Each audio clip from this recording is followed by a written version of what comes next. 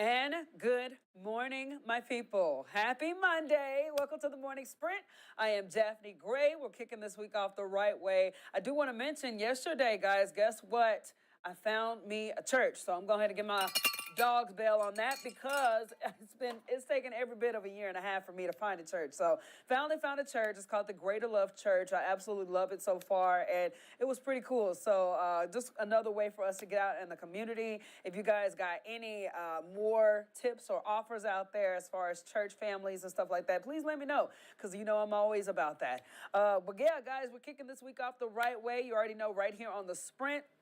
We give you all the stories that are A, either talkers, B, make you feel good in some form or fashion, or put a smile on your face, and sometimes have you scratching your head. For example, this one right here, yeah, you're looking at this correctly. That is a three-legged bear, but that bear knows how to party. Sounds like a joke, but it isn't. We're chatting about this later on in the sprint, how he just made himself at home religiously in this home. So it's going to be a pretty funny story. I can't wait to get to it. And obviously, we got a lot of cool stories coming up. For example, I do want you guys to see how the actual surprise went for McGraw. Brittany McGraw, you know, today is her official non-day of working with WSLS. Her last day was on Friday, which is why we got this cute little alien back here. We did a space party for her. It's like a surprise party. So, yeah, we're going to get to that later on in the sprint as well. But a lot of cool stories coming up. But first and foremost, we do got to cover this. You already know today, 9/11 marks 22 years since 9/11 terrorists attacked that changed our country forever. So the Roanoke first responders and the community came together in remembrance for the annual Memorial Stair Climb. Over the 300 people gathered at the Wells Fargo Tower to climb 110 flights of stairs, just like first responders did in New York in 2001. The Wells Fargo Tower had 22 flights, so people climbed to the top 5 times. Being a firefighter, you actually can put yourself somewhat in their shoes and kind of almost experience what they went through on that day. So it means a little bit more to me personally, I think. It means everything. Every step, just like they said in the ceremony before we got started, every step is an honor, it's a sacrifice, and we're happy to be a part of it. So many local first responders wore their full gear for the climb in honor of those who lost their lives. We already know, how devastating of a situation that was. I remember I was in class, elementary school, and this has happened. And I remember the teachers were it was just a very uncomfortable, heavy day. And I was a little kid. So there are a lot of families out there that are still dealing with this situation. And it's just an awful time in our history. But the camaraderie and the amount of people that came together and still come together every year, sharing their respects and paying their respects to those who gave that ultimate sacrifice, first responders and non-first responders, on that awful day. It's beautiful to see people remember this and do it in a way with the utmost respect. Speaking of which, we do want to tell you guys about this as well. This is also taking place in honor of, let me get my keys together. There we go. Okay. So, yeah, in honor of, 9/11, Danville is doing their thing happening today. The Danville community will honor the heroes who gave their lives through fighting to save others on 9/11. There's a ceremony at 8:45 this morning from the Danville Life Saving Crew Hall. Ceremony is open to all and is a collaborative effort by Danville's first responders, including the fire department and sheriff's office. So you guys got at least, I'd say, about 40 minutes to get there to, show your respects, do whatever you can to remember. Obviously, again, this day is a heavy day in our history, but doing whatever you can to pay our respects is always a blessing, especially when you get the community out to do so. Now, we got to get into this. There's a lot of drama that went down over the weekend, and I'm pretty sure you guys got an idea of what I'm talking about. We're talking about the Blue Ridge Rock Festival. Apparently, it was a hot mess. Okay, so tens of thousands of people were supposed to be at the VIR Raceway for the festival, but festival organizers called the event off because of weather Saturday afternoon. However, several hundreds of messages came into our newsroom saying that weather was just the half of it. Dozens of viewers reported claims of unsanitary conditions, not enough water, dangerous weather for the portion of the event that did go on. This guy named Andy Brokaw says that the portable restroom conditions were unsanitary and there weren't enough water stations for how hot it was. But his biggest concern was safety. I was watching them wave people through. It was crazy the kind of stuff people were getting into the festival itself. And that's what started to worry me a little bit is, you know, if somebody with bad intentions was there, they could have gotten away with a lot this weekend. So with all the news of the cancellation, festival organizations say that they are working to provide refund details, adding the turn of events has been agonizing. Saturday's social media post goes on to say that there will be more unveiled over the next few days. Unfortunately, this will not be the last of what we hear about this. It was apparently an awful, awful situation for some people, and, you know, everybody's anticipating what they have to say later on in this week to figure out exactly what went wrong and why it keeps going wrong.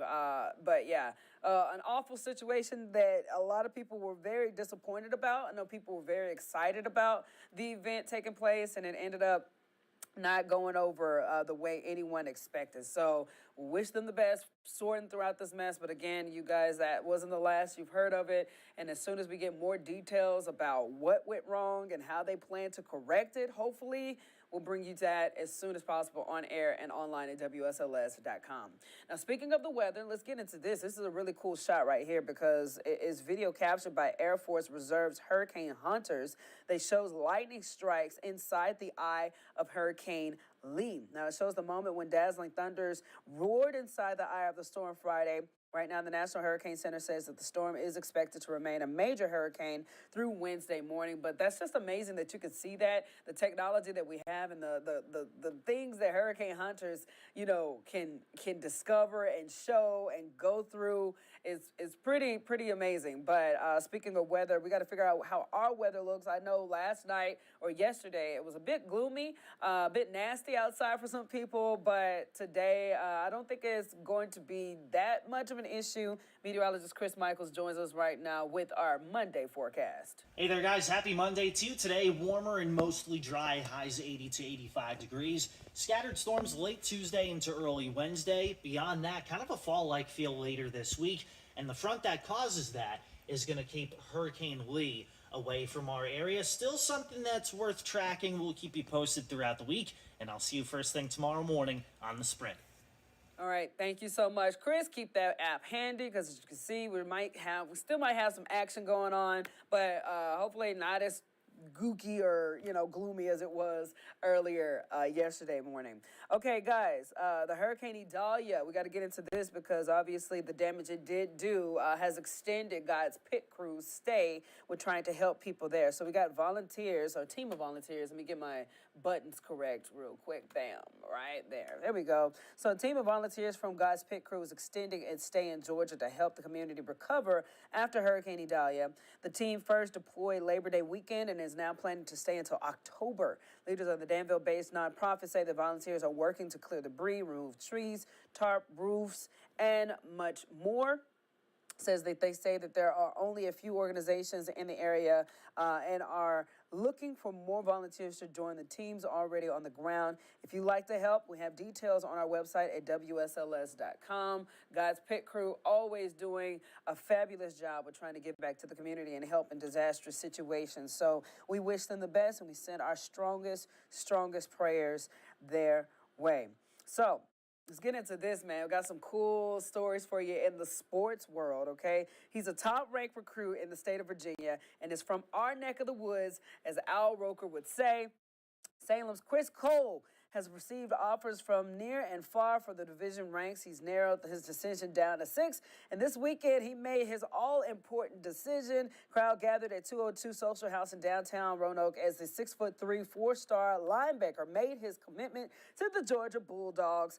Cole chose UGA over Virginia Tech, USC, Tennessee, Penn State, and Miami, who were all a part of his final 6. And he said that the deep relationships with the coaches and the chance to further pursue sports medicine is what gave the Bulldogs the edge. Now, get this, says that his family said that this decision was a very difficult one. Still didn't know what they were going to do while they were riding the car to the venue. But again, a huge congratulations to Chris, his family, and the Salem Spartans coaching staff. always a good news right there. And it's always cool to see our athletes just, shoot for the stars, man. There's some very talented individuals out there, and I'm super happy that he was able to make his decision. I think he's very sound in that decision, and I just wish him the best. You go to our website at WSLS.com, you'll see the full story as far as his journey and his hopes for his future. Now, if you tried getting a Powerball ticket, your future is probably still the same as it is right now because, unfortunately, nobody won the big jackpot. But get this, it brought the total up, y'all. So the Powerball jackpot has once again surpassed $500 million after no one hit the grand prize this weekend. Estimated $522 million, with the cash option of $252 million, will be on the line for tonight's Powerball drawing. Despite no one taking home the big prize, there were two players who won $1 million, and unfortunately, they do not live in Virginia.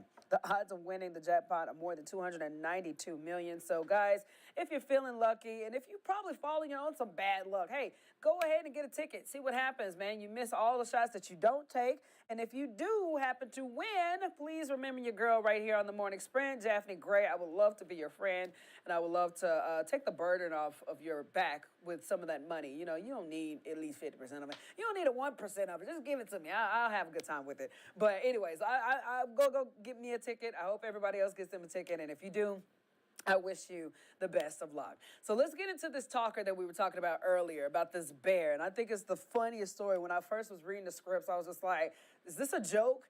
And it wasn't. Okay, so get this. A Florida family had an uninvited guest make himself very comfortable on their patio. You see him right there. It's a nice patio, by the way. But pay attention because, look, he has 3 legs. That's hop along right there. So making his way into the home is the most bizarre part of the situation. The family nicknamed this bear Tripod, but that's not the weirdest thing about it either. Get this. After breaking into the family's home, Tripod took the liberty of grabbing himself some snacks before proceeding to the bar and grabbing himself some refreshments. There it goes.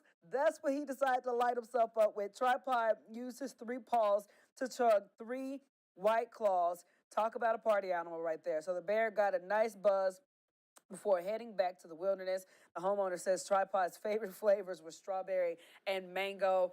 A very funny story right there because, again, you can't make this stuff up. And if a person didn't have this on camera and they were just describing it, you would never believe the story. You would think it was a joke or some type of comedic skit or some sort. But I just thought it was funny. They called him Tripod, and he got him some White Claws. And I think if I was a White Claw company and I saw this and it was going viral, I honestly would put Tripod's face on the can just for some temporary advertisement. I think that would actually sell White Claws a lot faster, saying that, hey, even 3-legged bears like what we have to give. So funny story right there. If you want to check it out some more, go to our website at WSLS.com. Before I get to Jazzy Jazz, I do want to tell you guys about our girl Brittany McGraw. Like I mentioned, on Friday was her last day. We did a special tribute, just reading some of the sweet words that you guys had to say to her. And again, this little alien gives you a hint about how out of the world that this surprise was for Britt. So we had organized her coming into work early on Friday. It was at 1:30, which would gave us enough time to get the conference room decorated and stuff. So she had her exit interview during that time. It was a solid hour. We put up aliens, we put up cake, confetti, like everything. We just did it all out of this world. Had a big, huge NASA words in the conference room, space stuff going on in the background. So it was super fun, and everybody was super excited when she got out of her meeting because she had no idea anybody was doing anything. And this is how it turned out.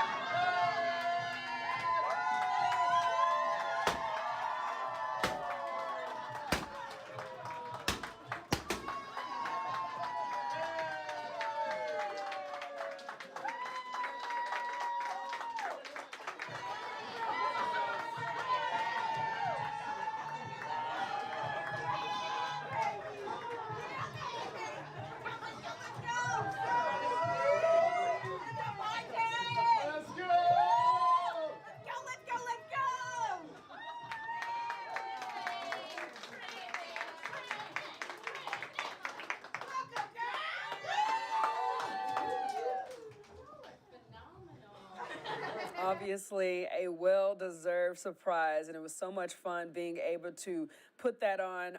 Again, it was a team effort. We all pitched in. I was in charge of the decorations because everybody know how crazy I am. I can go overboard with them. Rachel was in charge of the cake. Everybody got candy because apparently candy is her favorite thing, and we all know how in shape Brittany is. But our girl Brooke in sports was able to hook up with her favorite pizza. So it was so much fun. Jazzy Jazz, are you with me? Yeah, good morning. How you doing, girl? I'm doing good. Happy Monday. Happy Monday to you. Now, what do you think when you saw that surprise? It was pretty fun, wasn't it? Yeah, it was awesome. I mean, she totally deserves it because she's made such a difference in the community, in the newsroom, and beyond. So she deserves us going big for her. Yes, so we're always wishing her the best. And today is her actual first day at NASA, hence all the space stuff that you guys saw in there. So, yeah, Brittany, we're thinking about you. We love you so much, and I hope you the best on your first day. Jazz, I want you to hear your thoughts about this three-legged bear. Okay, so first of all, Home Skillet just hopped his little self back there. Like, what are you, like, it sounded like a joke, didn't it?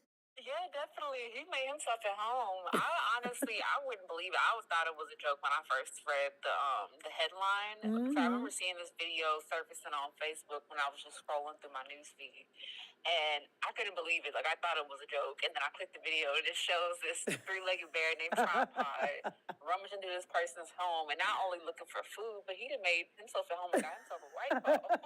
Cousin, he said, might as well help myself. Kareem on my Facebook page came in and he was just like, he only drank White Claw because he couldn't work the keg tap. Can I adopt him? So a lot of people were very, very intrigued by this video, but I just thought it was super hilarious. We had to talk about it. For sure. Do we have any comments or viewers today? Yeah, we have some viewers. We don't have any comments, but like always, you can just head to our website. You'll see the Morning Sprint as the first article, and you can click on it, and there's a comment form within it. You can also give us a comment on Facebook or on YouTube. We would love to hear from you guys, especially on this crazy video. Oh, definitely. Well, Jazz, thank you so much, girlie. You have a blessed rest of your Monday. All right, you too. All right, girlie. Well, before we leave, we got to get to these headlines, guys. Let's go ahead and knock it out. Coming up in our later newscast, including 10 News at noon. A Loudoun County father is beyond thankful today after Governor Glenn Youngkin granted an absolute pardon to him, a major blessing in that case for him. Scott Smith arrested in 2021 during a school board meeting when he criticized board members about his daughter being raped by a male student in the girls' bathroom. An awful situation there, but you can look that story up on our website. That's coming up there. Plus, thousands of dollars worth of drugs and firearms off the streets of Virginia after federal takedown. The investigation called Operation Rock Bottom resulted in 17 arrests. We have the success behind it and the details, all that good stuff in our later newscast as well. And then last but not least, Roanoke City now 3 days into a campaign to end gun violence in the city. Been 19 gun-related deaths since the start of the year, but none over this past weekend. We have how ceasefire victory in the Valley is working so far in the 30-day initiative. All those stories and so much more coming up in our later newscast and online at WSLS.com. Thank you guys so much for joining us on our Monday. We'll see you back here again Tuesday, 8 a.m., WSLS.com on the Morning Sprint.